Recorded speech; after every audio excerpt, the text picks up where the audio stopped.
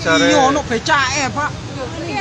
Meninggal satu. Nasib pilu tukang becak di Jombang, tertimpa tembok saat sedang tertidur. Tukang becak meninggal di Jombang, Jawa Timur, akibat tertimbun bagian bangunan yang roboh di Jalan Wahid Hasyim, Minggu, tanggal 8 Oktober tahun 2023. Kapolsek Jombang Kota AKP Susilo mengungkapkan, peristiwa yang menyebabkan tukang becak tewas tersebut terjadi pada Minggu sekitar pukul 10.30 waktu Indonesia Barat. Sebelum tertimpa dan tertimbun bagian bangunan yang roboh, tukang becak berjenis laki-laki tersebut sedang tidur di atas becak yang berjarak sekitar 1 meter dari bangunan. Saat tertidur, bangunan di dekatnya tiba-tiba roboh kemudian menimpa korban. Korban dan becak yang ditumpanginya ditemukan tertimbun material bangunan. Berdasarkan keterangan saksi, peristiwanya terjadi saat korban sedang tertidur di atas becaknya, ungkap Susilo, saat dikonfirmasi Kompas.com, Senin, tanggal 9 Oktober tahun 2023.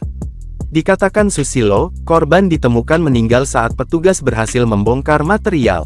Korban kemudian dievakuasi ke RSUD Jombang.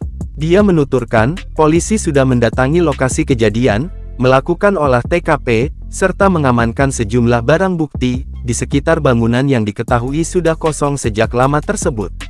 Selain itu, kata Susilo, pihaknya juga melakukan penyelidikan terkait kejadian tersebut, serta mencari identitas korban.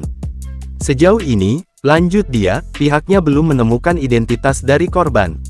Selain tidak ada identitas korban yang ditemukan di lokasi kejadian, polisi dan sejumlah saksi juga tidak mengetahui keluarga korban. Adapun ciri-ciri korban saat ditemukan antara lain berjenis kelamin laki-laki dengan tinggi badan 159 cm.